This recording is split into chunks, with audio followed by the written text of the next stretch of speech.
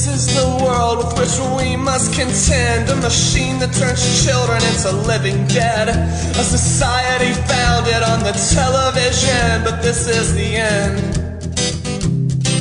And every day it seems the price of freedom does cheapen. No, it happens at night in your beds while you're sleeping. To a secret surprise, there's no way of keeping that this is the end.